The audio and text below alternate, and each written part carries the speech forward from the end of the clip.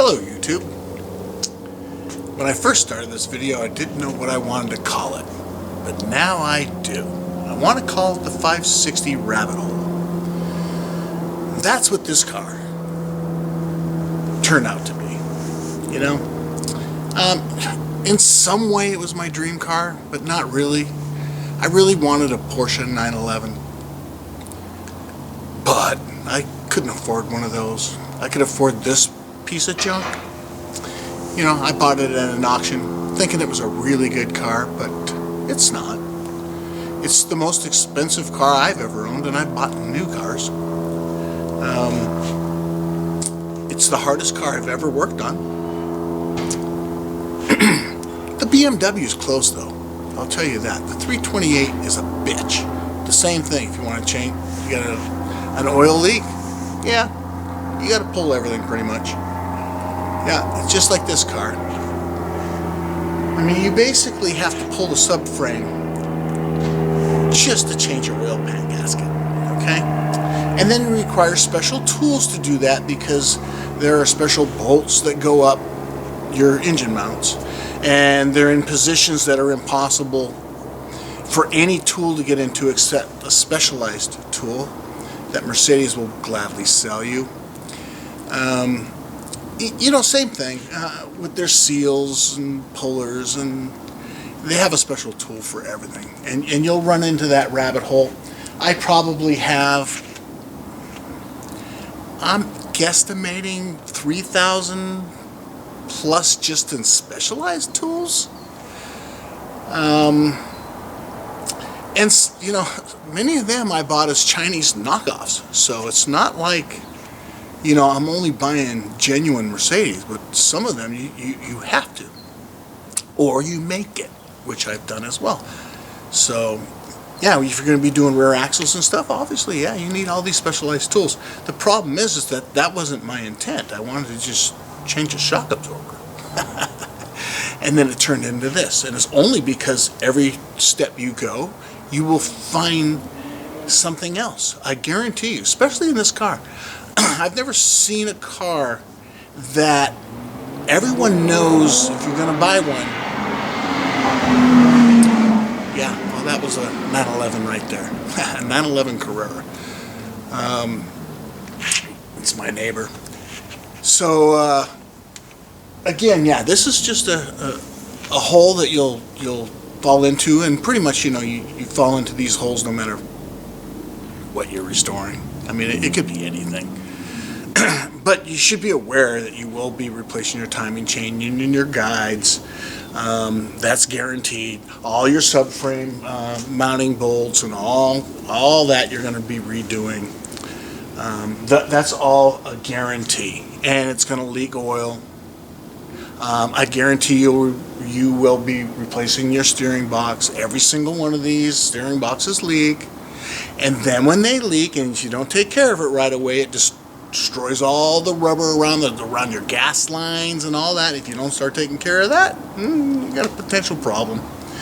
But that's it. That's what I keep running into, is one after another. You know, I started to do a rear seal because I took the transmission out, and right here you can see what that is. I mean, this is what happens when you have someone who doesn't know what they're doing. Replace a seal. I don't know what I'm doing, but I know what I shouldn't be doing. There's a lot of people out there that think they should, I don't know where they learn things. And the manual will tell them one thing, but it's like they just don't see it. But you can see the inside of this thing here has got sealant. It's taken me a week just to try to get the sealant off. And they did that most likely because of those grooves that go around, not the ones that go in. Those things are press type things, but you can see there was probably debris on that seal when it was pressed in. That's how I feel about it, but I've seen others out there where those grooves are apparent and similar to these, except for those ones that go around, and they seal, and I think that's a common thing from what I understand. But putting sealant on the inside of those walls, I'm telling you, I guarantee it will leak. That's what happened to this car. Why do you think I did it? I'm not happy about doing anything on this car. All I want to do is finish it. I want to drive it, right? Since I started working on it, right before I bought it, I put 800 miles on it. That's it. And that's driving it from the auction place to here and driving it around the block and highways just on a weekend for a couple of times. I did not drive it. And then I started working on it, and then that was that, you know. And here it is. The same 800 and whatever miles that is still the same. I haven't driven it, but I've spent thousands and thousands and thousands of dollars and a lot of frustration. I cut my hand, had stitches and everything. That's just trying to get the steering gearbox out the last time, back in 2005 or whatever the heck that was. I think that's what I was taking out, was a steering gearbox. But just post to that in my first intro or overview video. But I wanted to put this video out there because I know a lot of guys are probably feeling the same way.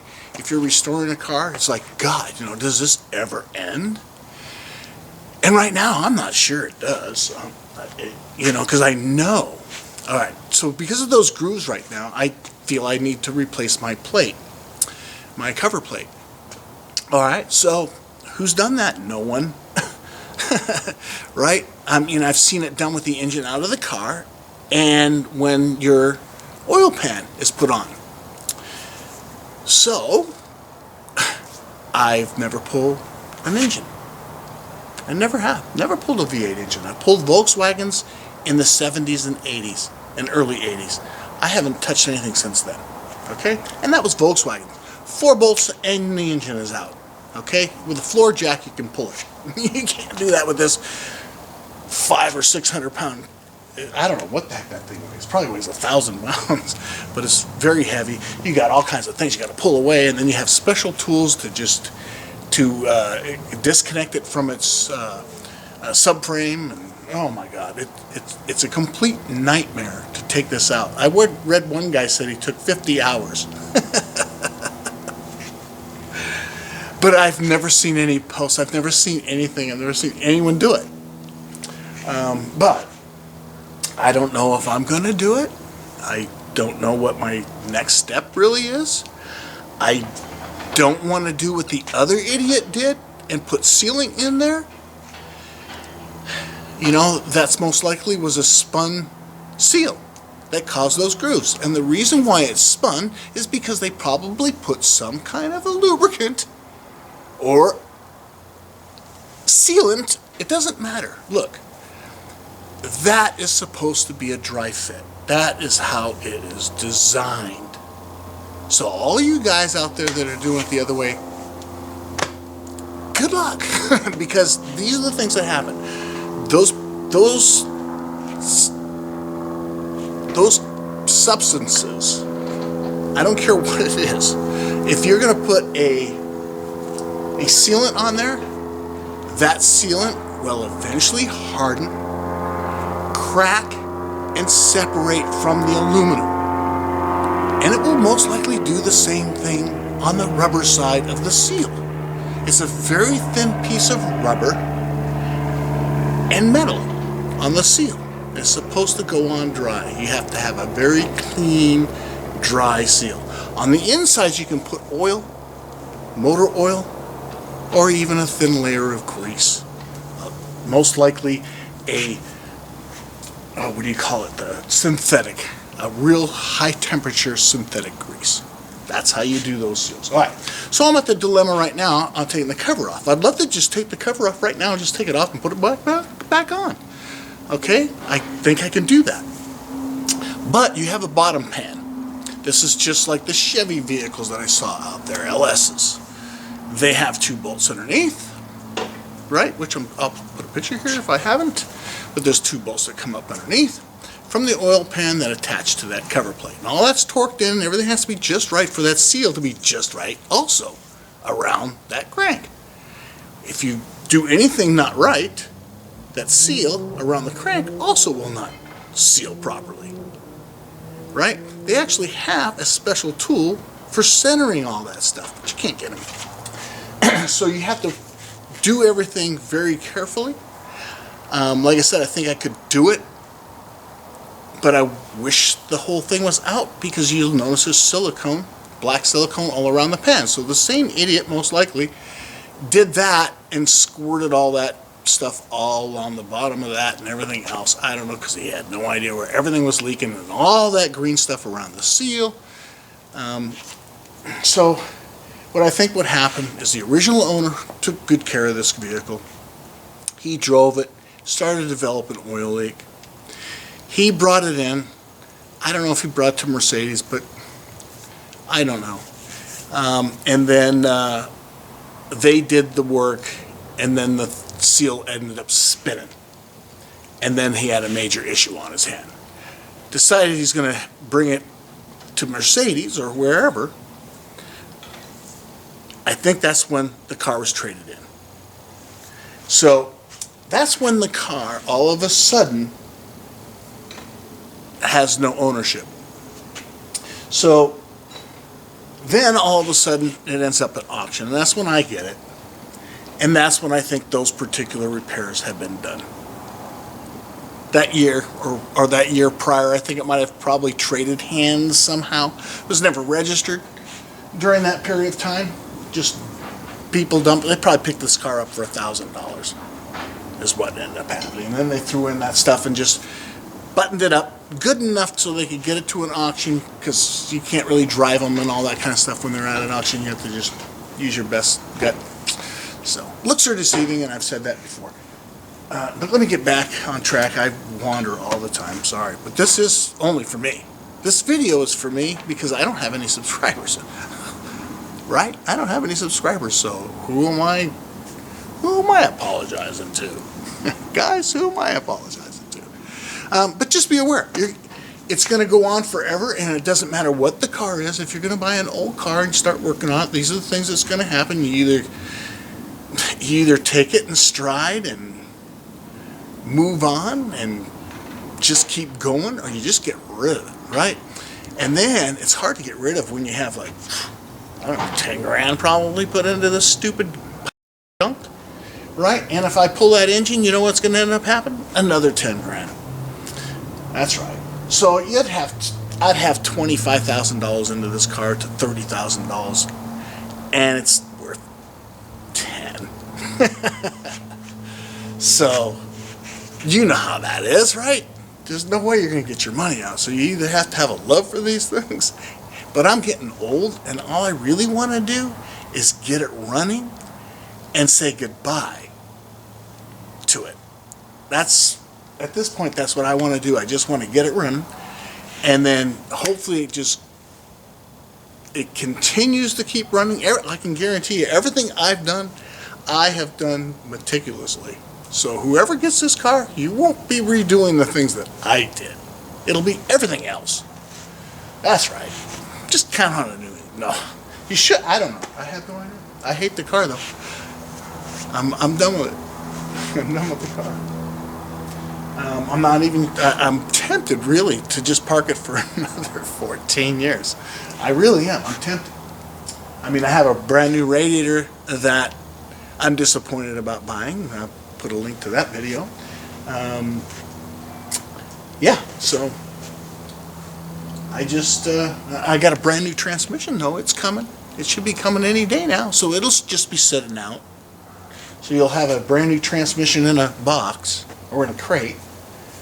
Yeah, you'll have that, and you'll have this will roll. I mean, I can roll it onto the back of your trailer.